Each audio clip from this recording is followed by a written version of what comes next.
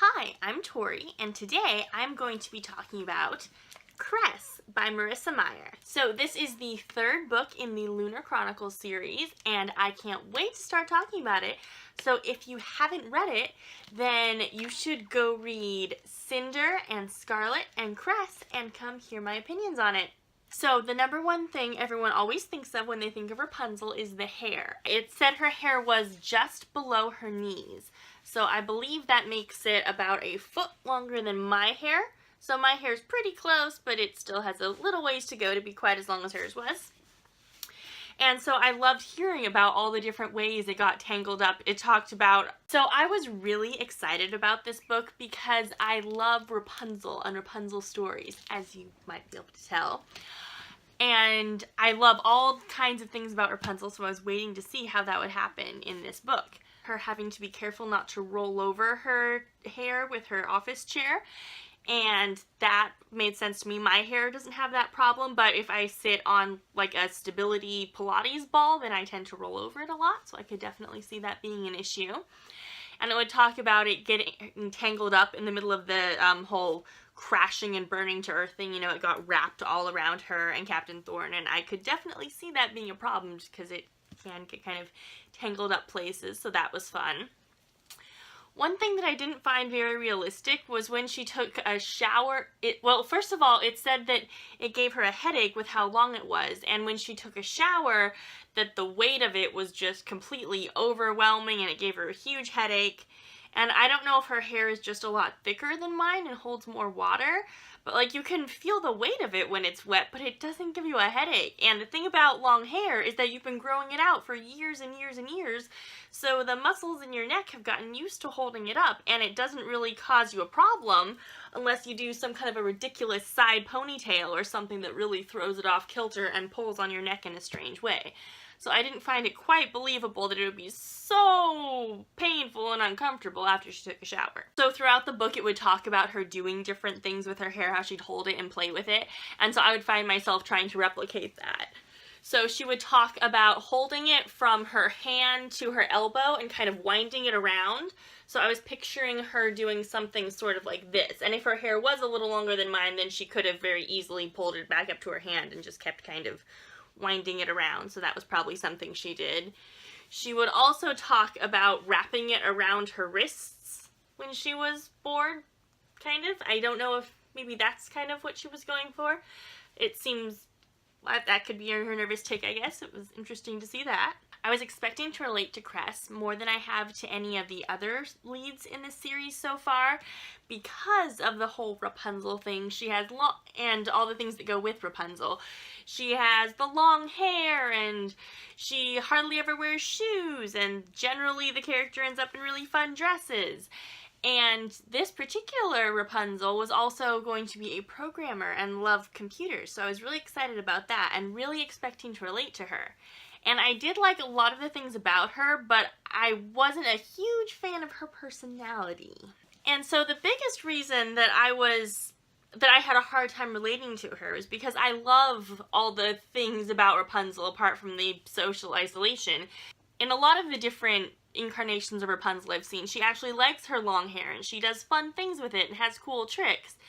And in this, it seemed like Cress really hated her long hair and was thrilled to have it gone the second she could. She hated that she'd never had shoes, and she was thrilled to get shoes the second she could. And I've always been more in the no shoes if at all possible camp.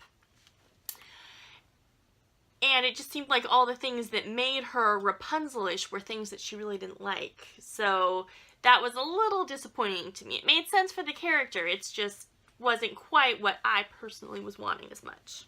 I did think the whole satellite setup was really fun. Her whole little one-room life, I could picture it really well and see her just rolling around. I pictured her just in a swivel chair, rolling from keyboard to keyboard, typing in all these things and doing these crazy things to help out her friends and cloak ships, and it seemed kind of like she had superpowers and she was just in her element there, and I loved that part of it.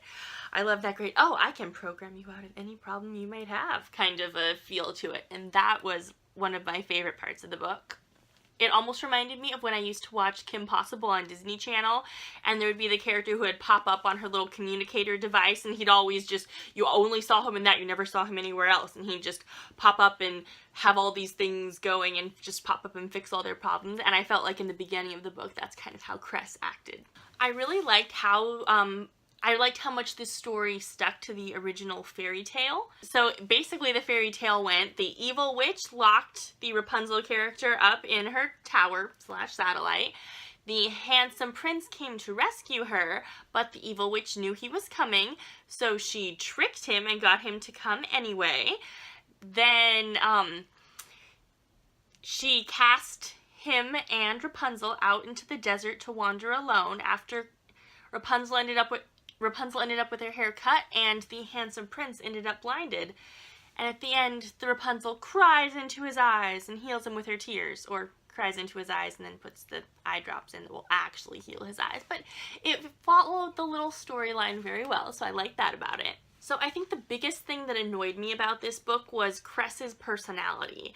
She was very naive and very timid. When she was actually doing something she was comfortable with, like working with a computer, then she was very confident. But the rest of the time, she just seemed like she cowered a bunch and didn't know a lot, and she complained that people thought she was naive when she was, and it was completely justified. And the whole tone, mostly because of her personality, felt less joyful to me than I usually think of Rapunzel being. Maybe it's just because I've seen the Disney version so many times and I'm used to it being happy. I know in some versions, you know, they focus a lot on the horrible blindness and pregnancy and all these other things that happen, but it always seems like there's a bit of a joy to look at the lovely girl in the tower with her hair. And so I kind of missed those parts, and it felt like it skipped over all the joy of Rapunzel and just went to, wow, her life is kind of awful. Another thing that bugged me was that in the book Scarlet, Captain Thorn was one of my favorite characters. He was so awesome and witty and snappy and bantery, and he made fun of everyone, and it was just amazing. And in this book, he spent basically the entire thing with Cress, and around Cress he was so boring. He never got to do any of his bantery fun stuff because she was too delicate. She couldn't joke with him or have fun. And I know it's supposed to be more romantic. She sees the side of him that nobody else sees. But the side of him that everyone sees is a lot of fun, and it would be okay for that to be an element of his personality. I would be fine with her finding, you know, the sensitive parts of him and getting to know him. But they completely took away the fun, snappy parts that are such a big part of his personality when he's with other people, so I really didn't like that. I did like it. I liked their interactions when he was blind. I thought that was a very good way to have a very naive person and a very experienced person need to get to know each other better, was to have him blind and she need to be kind of his seeing eye of Rapunzel and help him out with stuff. So I thought that element worked well. I thought it was interesting. There was this whole melodramatic thing where in the casino, she saw him with the android and thought he was in love with another girl, or messing around with another girl. And she ran off and got kidnapped, and then he had to try to go find her. And she was being kidnapped back to her friends, so there was never really that much of an element of danger. But that whole setup did lead to my favorite scene in the entire book. I loved it when she had snuck away from the doctor and was hiding in the room, and was hiding in Wolf's room, and then Wolf woke up and was freaking out about her, and the doctor came in, and then Thorn came in, and Thorn was blind and didn't know what was going on, and Cress didn't know who half these people were, and everyone was so confused. It was like, wait, I'm gonna kill him if you don't let her go. Wait, I'll kill her. No, I'll kill him. Like, wait, we're all on the same side. Wait, we are all on the same side. And I love that confusion of kind of everyone stumbling around in the middle of the night. I'm gonna get you, but they're all, it was a very fun scene. I just loved how that whole thing worked out. One thing I really liked about the book was that the whole tone, the whole kind of setup was that, you know, this whole group of people starts out together and is going to go get Cress, and then they get separated and they wander the desert and they come back together. and the whole thing just had a vibe to me, kind of like the new Star Wars movies, The Force Awakens and The Last Jedi, where it's like all these people come together and stuff happens and they go apart, and it was just very much the same sort of fun band of misfits finding more misfits and reuniting, and it felt very fun to me. The thing I missed a lot in this book was that there was almost no Scarlet in it.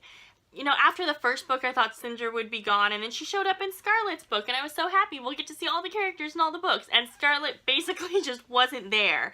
And it sounds like she'll have a much bigger role in the fourth book, but I really missed her in this one, and I would have liked to see her around. And because she was gone, Wolf was just kind of grouchy, so you didn't get to see him as much. He was just kind of sitting around pouting, waiting for her the whole time.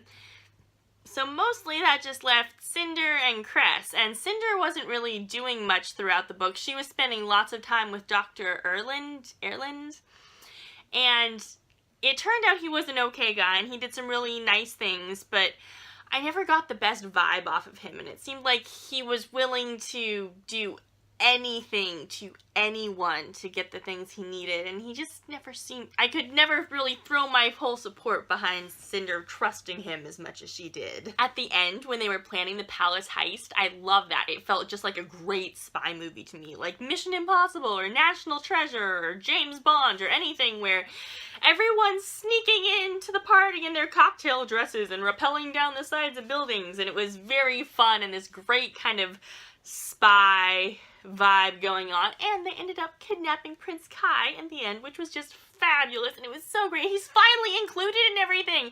I loved it that he finally got to know what's going on with Cinder. Oh, wait, you're the princess?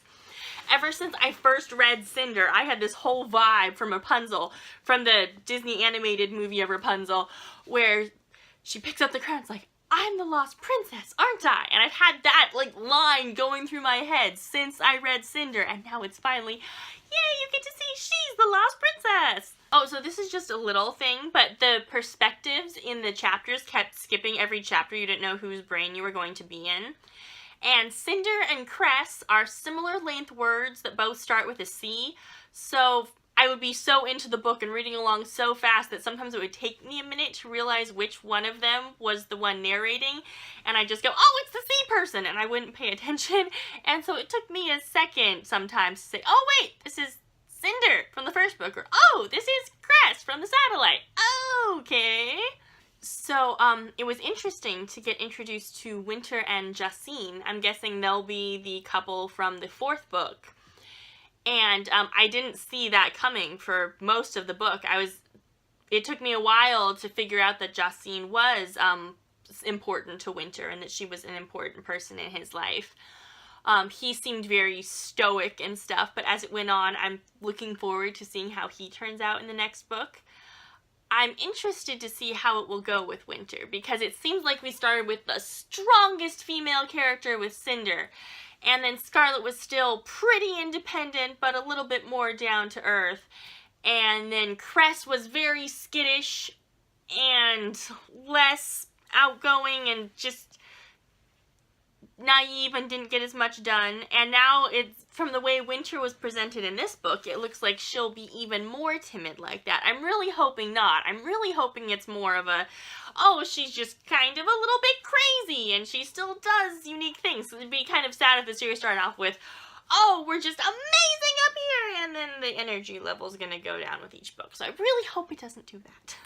But it'll be interesting to see. I would love to see Winter and Jacine together. However you say his name. The pilot! I would love to see them together and kind of see what their dynamic is. I think that could be really fun.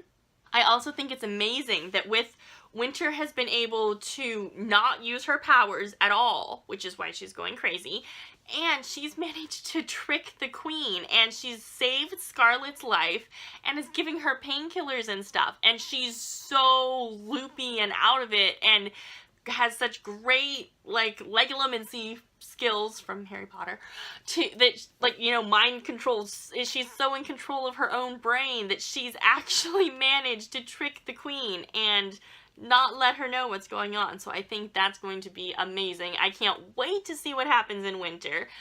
I did like this book a lot. There were some things I had problems with, and Scarlet is still my favorite book, and so I really hope we get to see the person Scarlet in the next book. But I can't wait to read Winter!